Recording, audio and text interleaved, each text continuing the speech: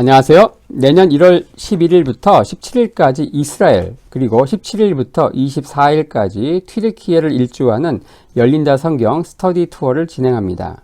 열린다 성경 스터디 투어는 단순한 성지순례가 아닙니다. 매일 아침 1시간 반씩 성경과 인문학을 주제로 공부한 뒤 현장을 답사하는 기독교 인문학 여행입니다. 자세한 일정과 참가자들의 리얼 후기 등은 영상 하단의 링크를 참고하시기 바랍니다.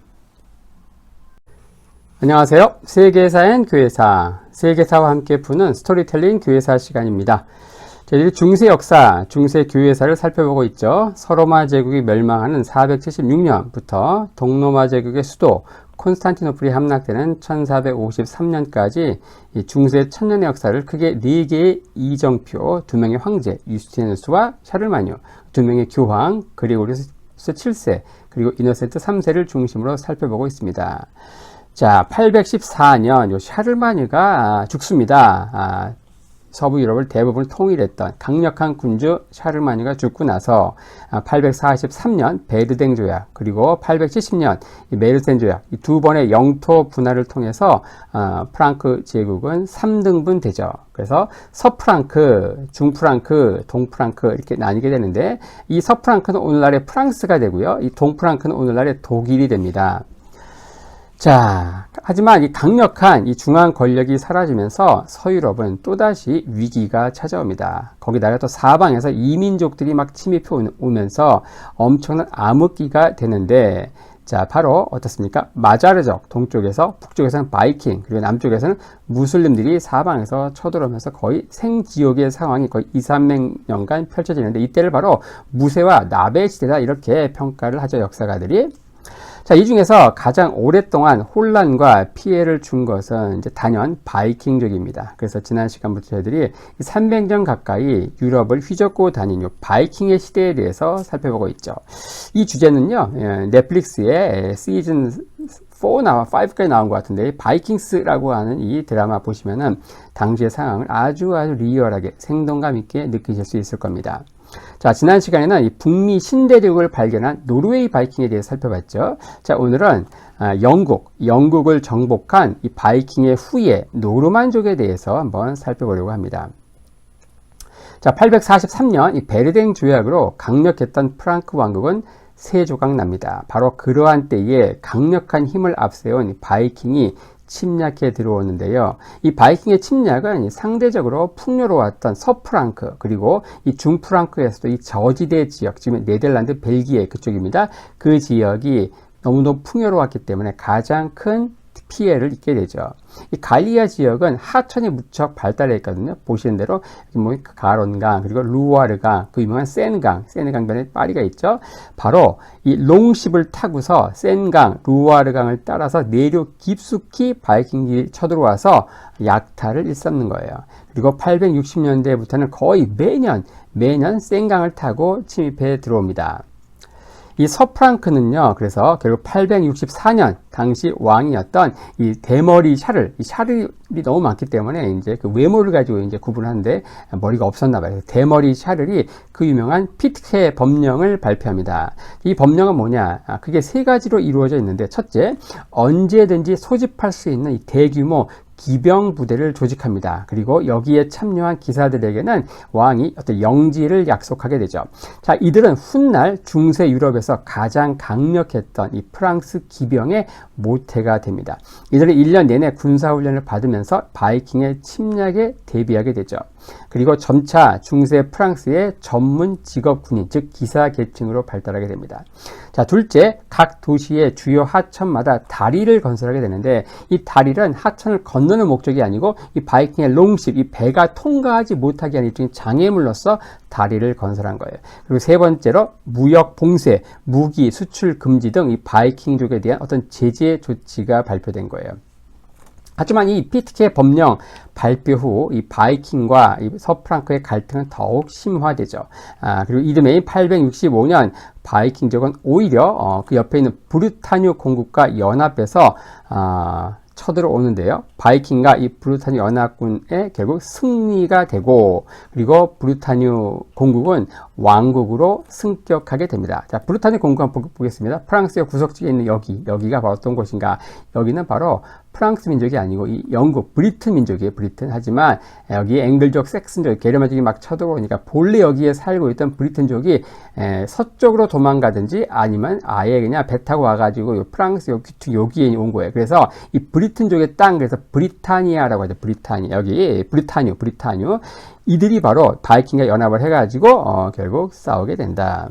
그리고 이때 줄을 잘 서서 결국 브루타뉴는 공국에서 왕국으로 승격한다는 것이죠. 그리고 서프랑크의 왕은 어때요? 결국 반격할 여력이 전혀 없었다. 이후 서프랑크 왕국은 급속히 쇠퇴하게 됩니다.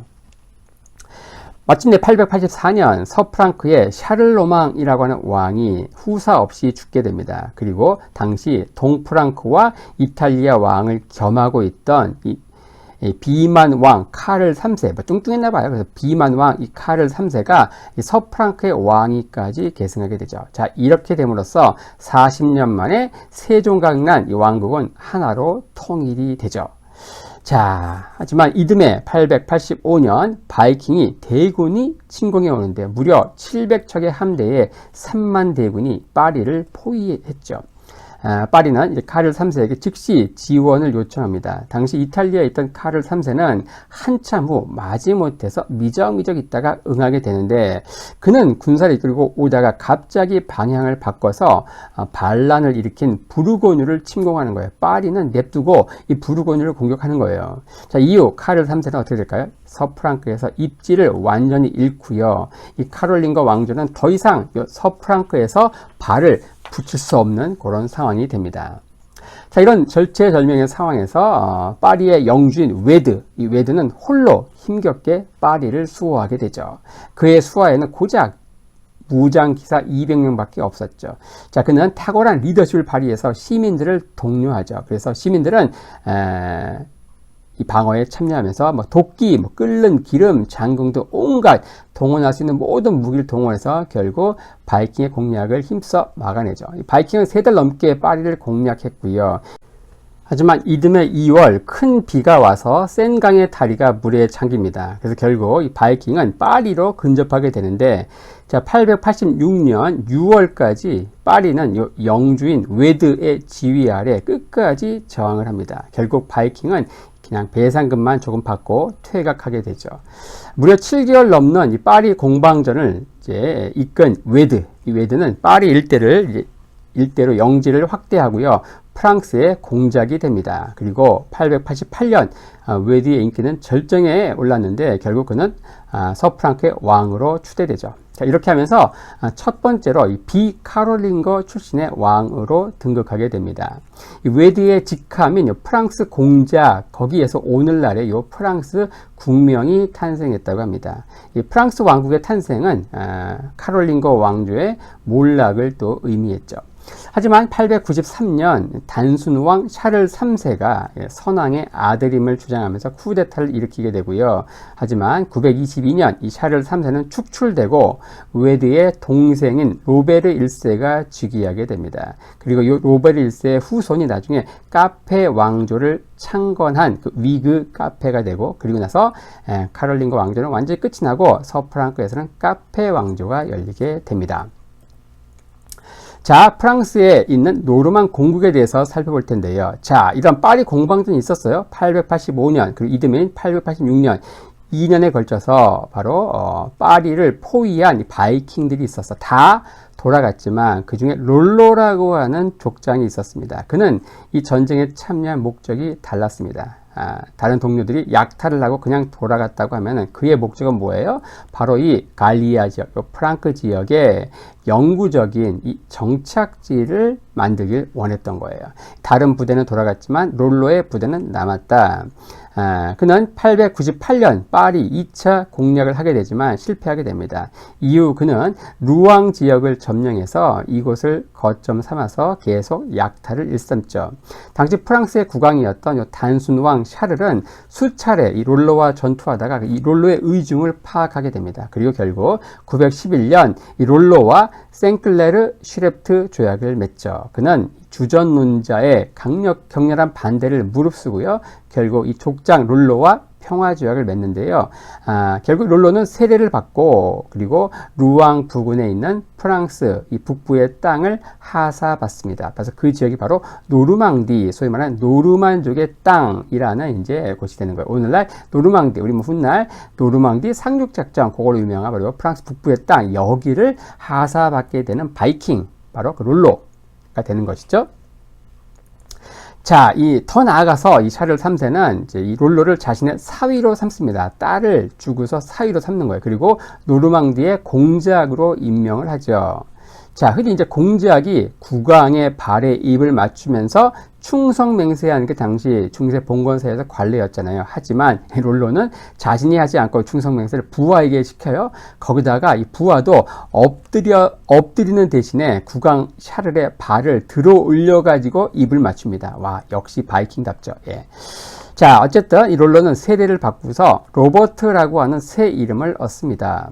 이 샤를 3세는 노르망디 공국이 동족인 바이킹 공격으로부터 이 서프랑크 왕국을 막아내는 일종의 그런 역할을 맡겼는데, 샤를 3세의 요 EEJ 전략은요, 확실하게 성공을 거둡니다. 이 노르망디의 공국은 이 바이킹족이 유럽 대륙에 세운 최초의 보금자리가 되는 것이죠. 그리고 이 로버트는 이제 아들 윌리엄에게 죽기 전에 이런 유언을 합니다. 우리 공국, 이 노르망디 공국의 생존은 이 프랑스 왕실과 좋은 관계를 유지하는 것이다. 끝까지 좋은 관계를 유지하도록 유언을 남기고 죽죠. 이후 노르망디 공은 이 앙주가와 이 카페 왕가 사이의 싸움에서 이 카페 왕가를 지원하면서 점점 강대해집니다. 그리고 마침내 1066년 그 유명한 6번째 노르망디 공인 윌리엄, 프랑스어로는 기욤이라고 하죠. 영어로는 윌리엄. 6번째 6대 노르망디 공인 윌리엄이 영국을 정복한다. 흔히 말하는 정복자 윌리엄이 등장합니다. 자, 그는 어때요? 영국을 점령하고 나서 나중에 죽을 때 장남 로베르에게는 노르망디 지역, 노르망디 공우를, 그리고 차남 윌리엄은 영국의 왕으로 임명을 하죠. 자, 지도 함께 볼 텐데요. 바로 윌리엄, 그리고 영국을 점령하고 노르망디 이 지역을 다 차지하게 되고, 죽을 때는 장남은 이 노르망디 공에, 차남은 바로 이 지역. 하지만 헨리 1세 때 두 지역이 하나로 합병이 되고요. 하지만 1259년 프랑스 루이 9세 때에 이 노르망디 전 지역이 프랑스 땅에 다시 합병이 되지요. 영국의 노르만 왕조 한번 살펴볼 텐데요. 자, 영국은 이 섹슨족이 바로 서식스, 웨식스, 에식스, 그리고 앵글족이 동앵글리아, 머시아, 노썸브리아 뭐 이런 나라들을 막 세워요. 하지만 이게 나중에 9세기에 가서 이 웨식스가 통일을 하게 된다. 바로 이스트 앵글리아, 동앵글리아, 에식스, 서식스, 웨식스, 머시아, 노썸브리아 이런 나라들이 나중에 9세기 때 웨식스의 이름으로 통일이 된다. 자, 그러다가 나중에 어떻습니까? 크누트, 덴마크의 바이킹인 크누트가 와서 여기를 정복을 하고 나중에 영국, 그리고 덴마크, 그리고 노르웨이를 아우르는 이 스칸디나비아 제국이 등장한다. 우리 지난 영상에서 한번 살펴본 바 있습니다. 자, 그리고 나서 어때요? 다시 섹슨 왕가가 복원이 되는데 바로 참의 왕 에드워드가 통치하게 되죠. 하지만 그는 1066년 죽으면서 어때요? 독신으로 살다가 후사가 없이 죽으면서 결국 영국에서는 섹슨 왕조가 종식을 고하게 되죠. 그리고 나서 영국 본토에서는 이 헤럴드 백작이 이제 왕으로 등극하게 되지만 6대 노르망디 공인 윌리엄이 또 자신도 후사가 될 자격이 있다 하면서 둘이 한판 붙게 되죠. 자, 노르망디 공 윌리엄이 영국을 침략하게 되는데, 이 노르망디 공 윌리엄은요, 아버지가 당연히 이제 노르망디 공이죠. 5대 노르망디 공인 로베르 공작이었어요. 그 로베르 공작과 평민 출신의 그 아를레트 사이에서 태어난 일종의 서자입니다. 서자 홍길동이에요. 하루는 이 로베르가 프랑스의 팔레드 지방에 놀러 갔다가 거기서 우물가에서 빨래하는 한 아가씨를 보고서 첫눈에 뿅 갑니다. 그는 누구였는가? 바로 무두장이의 딸 아를레트였는데, 그 무두장의 딸과 노르망디 공작과 어때요? 신분이 하늘과 땅 차이죠. 당연히 결혼을 할 수가 없는 상황입니다. 중세 신분제 사회에서. 하지만 눈에 콩깍지가 씌어서 결국 둘은 사랑을 나누었고요. 거기서 아들 윌리엄과 딸 아델라가 태어나죠. 로베르는요, 평생 결혼하지 않고 이 아를레트와만 사랑을 나눠서 자식은 이 서자 둘밖에 없었던 거예요. 하지만 이 결혼은 당시 합법적인 결혼이 아닌 거예요. 그냥 결혼 자체를 안 했죠. 그냥 등록할 수 없는 그런 서자인 거예요. 서자. 하지만 로베르는 일찍부터 이 아들 윌리엄을 자신의 후계자로 지명했다. 하지만 시기한 귀족들은 어때요? 암살하기 위해서, 이 아들 윌리엄을 암살하기 위해서 자객을 수시로 보냈는데, 한 번은 함께 같이 자고 있던 다른 아이가 윌리엄으로 오인되어서 죽기도 했습니다. 아버지 로베르는 굉장히 경건한 인물이었어요. 그래서 그는 성지순례를 갔다가 돌아오는 길에 병사하게 되는데, 이러면서 윌리엄은 노르망디 공작으로 오르게 됩니다. 자, 이런 상황에서 노르망디 공 윌리엄 어때요? 생전에 영국의 참여왕 에드워드, 이 에드워드 왕이 노르망디를 방문했을 때 이 자신을 영국 왕이 후계자로 약속했다고 주장하면서 나서죠. 그리고 자신의 이모 할머니도 영국 왕비인 엠마이기 때문에 자신도 섹슨 혈통이라고 막 억지 주장을 하는 거예요. 자, 그리고 영국 왕위를 다투는 이 경쟁자, 이 헤럴드 백작을 자신이 한번 도와준 경험이 있었는데요. 이 둘은 함께 식사 중에 윌리엄이 헤럴드에게 이런 말을 합니다. 왕위를 자신에게 양보하라고 종용을 하죠. 헤럴드는 별 생각 없이 그러겠다고 대답을 했는데, 윌리엄은 그 순간 식탁벌을 확 치웠어요. 근데 그게 식탁이 아니라 뭐였어요? 그 밑에 성자의 유골함 상자가 있었던 거예요. 이 중세 때 맹세할 때는요, 성자의 유골 위에 했고, 누구든 이걸 어기면 하늘의 저주를 받는다, 뭐 그렇게 믿었다고 하네요. 어쨌든 이후에 윌리엄은 회심의 미소를 띄었고, 헤럴드는 엄청난 불안감을 이제 느낍니다. 어쨌든 그럼에도 이제 참여왕 에드워드가 죽고 나서 헤럴드는요, 이 참여왕 에드워드가 죽은 그 다음 날 1066년 1월 6일 영국 왕의 대관식을 그냥 강행하게 됩니다. 하지만 그날 이 하늘에서 무서운 불덩어리가 날아가는 것을 봅니다. 이것은 76년마다 찾아오는 헨리 해성이었다고 하네요. 하지만 뭐 당시 사람들이 그런 걸 모르죠. 그러니까 굉장한 흉조라 여겨서 즉위 첫날부터 그는 굉장히 불길한 느낌을 가지고 왕의 임무를 시작합니다. 이때부터 그에게는 불운의 헤럴드라는 별명이 따라다녔다고 하네요. 어쨌든 1066년 윌리엄은 696척의 배를 이끌고 영국을 침공합니다. 그리고 헤이스팅스 전투에서 헤럴드를 무찌르게 되죠. 헤럴드는 전투에서 눈에 화살을 맞고 전사하게 됩니다. 그리고 윌리엄은 영국을 정복하면서 정복자라는 칭호를 받게 되죠. 흔히 캔터베리나 윈체스터에서 대관식을 한 다른 왕들과 달리 이 에드워드가 건축하고 묻혔던 이 웨스트민스터 성당에서 윌리엄은 대관식을 하죠. 이로써 그는 자신이 이 에드워드의 계승자임을 만방에 천명한 것입니다. 이후 영국의 국왕은 이곳 바로 이 웨스트민스터 성당에서 대관식을 거행하게 되죠. 그는 영국 왕이 되기 전, 즉위 직전에 플랑드르 공국의 공주인 마틸다에게 청혼하면서 결혼하게 되는데, 자, 플랑드르 공국을 볼까요? 여기가 바로 노르망디 공국이고요. 그 옆에 플랑드르 백장녀, 이 플랑드르, 오늘날 네덜란드 벨기에가 있는 뭐 그 지역입니다. 근데 자신이 서자 출신이잖아요. 서자 출신이라 이 출생에 대한 컴플렉스가 상당히 강했습니다. 그래서 그는 어찌되었든 무조건 평민이 아니라 이 귀족 가문의 아가씨와 결혼하고자 굳게 결심했고, 그에게 들어온 사람이 바로 플랑드르 공국의 공주인 마틸다였어요.